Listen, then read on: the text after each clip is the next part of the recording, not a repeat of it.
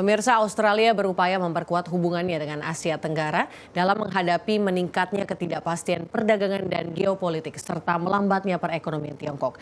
Dalam upaya tersebut, Australia mengusulkan beberapa strategi pelonggaran kerjasama investasi dengan ASEAN.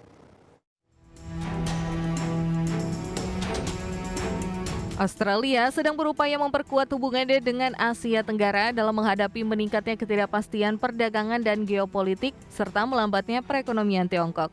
Perdana Menteri Anthony Albanese yang dijadwalkan berpidato di depan pemimpin ASEAN pada Rabu 6 September mengungkapkan strategi ekonomi yang memerlukan perombakan besar-besaran, hubungan bisnis, perdagangan, dan pendidikan Australia dengan kawasan ASEAN.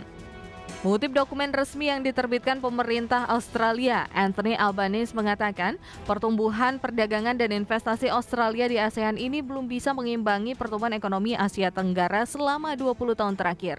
Menurutnya, keberlanjutan keberhasilan ekonomi di Asia Tenggara sangat penting bagi kemakmuran dan keamanan Australia. Meskipun secara geografis Australia dan kawasan ASEAN sangatlah dekat, namun perdagangan Australia dengan Asia Tenggara dinilai masih sangat lemah menurut seorang pejabat pemerintah yang dikutip oleh Bloomberg, di mana investasi mengalami stagnasi dalam beberapa tahun terakhir karena meningkatnya minat dari pesaing seperti Tiongkok. Rekomendasi dalam strategi ekonomi Asia Tenggara antara lain adalah penciptaan pendekatan seluruh negara untuk memanfaatkan pertumbuhan ekonomi di kawasan ini, pelonggaran pembatasan investasi asing, dan investasi infrastruktur Australia yang lebih besar. Pada saat yang bersamaan, sanksi perdagangan yang diberlakukan terhadap ekspor Australia oleh Beijing pada tahun 2020 telah mendorong Canberra mencoba untuk melakukan diversifikasi dari Tiongkok.